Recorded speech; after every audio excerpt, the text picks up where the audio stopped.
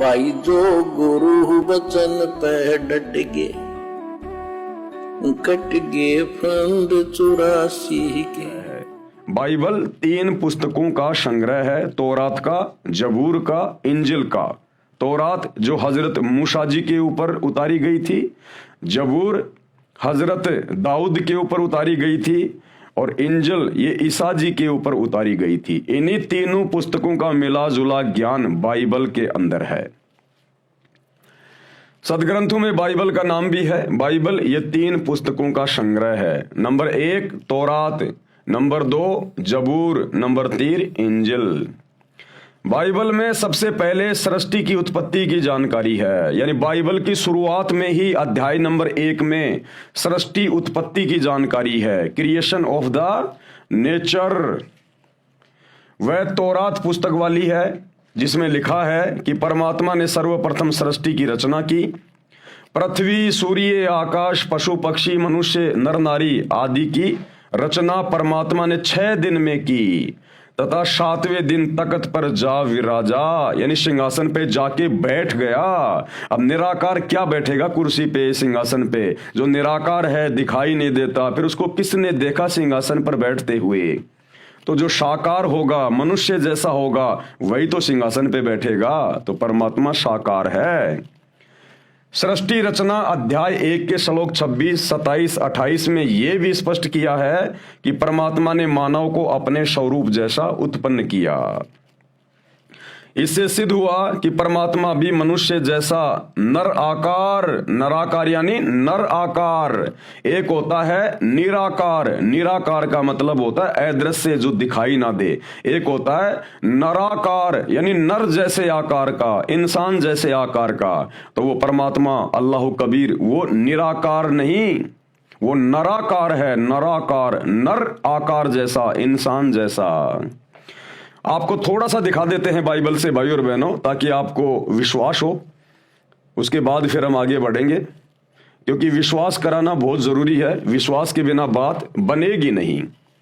तो ये पवित्र बाइबल है, आपकी आंखों के सामने है। मैंने अपने घर से नहीं बनाई है, पूरी दुनिया इसी बाइबल को पढ़ती है।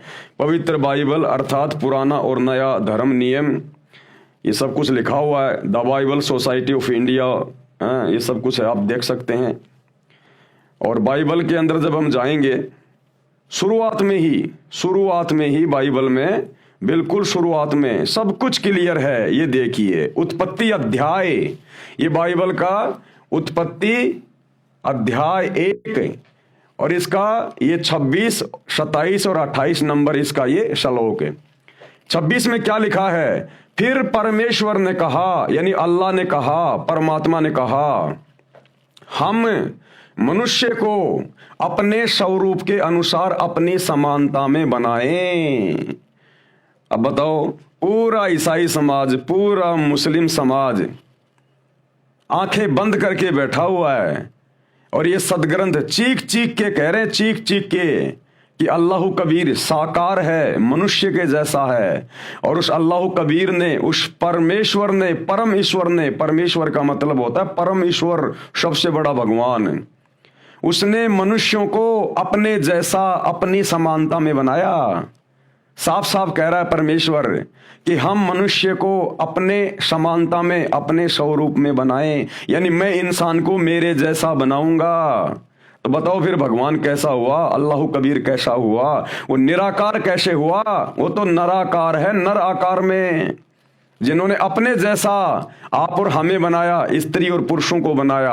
साफ साफ गवाही दे रहा है बाइबल, बिल्कुल बाइबल को खोलते ही सबसे पहले। फिर परमेश्वर ने कहा, हम मनुष्य को अपने स्वरूप में, अपने स्वरूप के अनुसार अपनी समानता में बनाएं, और वे समुद्र की मछलियों और आकाश के पक्षियों और घरेलू पशुओं और सारी पृथ्वी पर और सब रेंगने वाले जंतुओं पर जो पृथ्वी पर रेंगते हैं अधिकार रखे।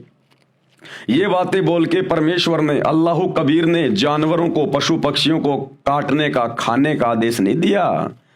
पशु पक्षियों पर, जमीन पर रेंगने वाले जीव जंतुओं पर मनुष्य अधिकार रखेगा। इसका मतलब क्या है? मारना काटना नहीं है, उनको खाना नहीं है। क्योंकि परमेश्वर ने हम मनुष्यों को अपने जैसा बनाया है, इसलिए हमारे अंदर बुद्धि अन्य जानवरों से, पशुओं से, पक्षियों से भिन्न है, सर्वश्रेष्ठ है, अलग है। परमेश्वर ने हमें अन्य पशु पक्षियों की तुलना में बुद्धिमान बनाया। तो परमेश्वर ने कहा कि मनुष्य उनके ऊपर अधिकार रखेगा। अधिकार रखने का मतलब है उनको अपने काम में लेगा।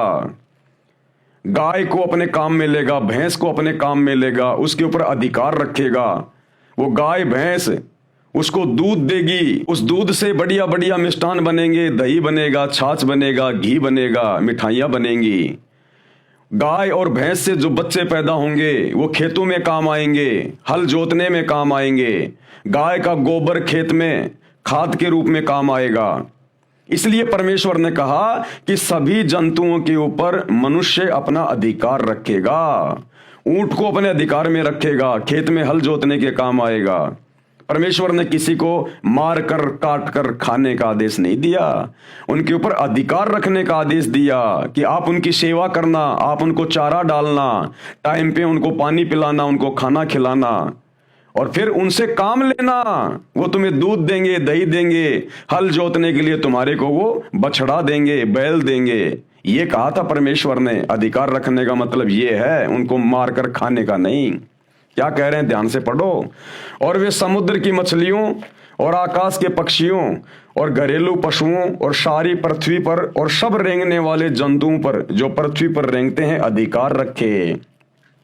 27 में क्या कहा, तब परमेश्वर ने मनुष्यों को अपने स्वरूप के अनुसार उत्पन्न किया। यानी अल्लाह कबीर ने, परमेश्वर ने इंसानों को, नर और नारी को अपने जैसा, अपने स्वरूप में उत्पन्न किया, उनको बनाया। तो बताओ फिर भगवान कैसा हुआ, जिन्होंने हम स्त्री और पुरुषों को अपने जैसा बनाया? हमारे जैसा हुआ ना, साकार हुआ ना। बिल्कुल क्लियर कर रही है बाइबल। तब परमेश्वर ने मनुष्यों को अपने स्वरूप के अनुसार उत्पन्न किया। अपने ही स्वरूप के अनुसार परमेश्वर ने उसको उत्पन्न किया, नर और नारी करके उसने मनुष्यों की सृष्टि की, यानी उत्पत्ति की, उनको बनाया नर और नारी। 28 में क्या कह रहे हैं, और परमेश्वर ने उनको आशीष दी, यानी उनको आशीर्वाद दिया, और उनसे कहा फलो फलो फूलो, यानी खुश रहो, और पृथ्वी में भर जाओ, यानी अपनी आबादी बढ़ाओ, विस्तार करो, और उसको अपने वश में कर लो, यानी जानवरों को अपने वश में रखो, फिर उनसे काम लो।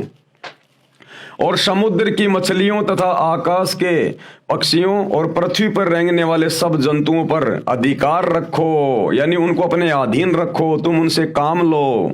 29 गुरु बचन पे डट गे, कट गे फंद 84 के, कट गे फंद 84 के, कट गे फंद 84 के।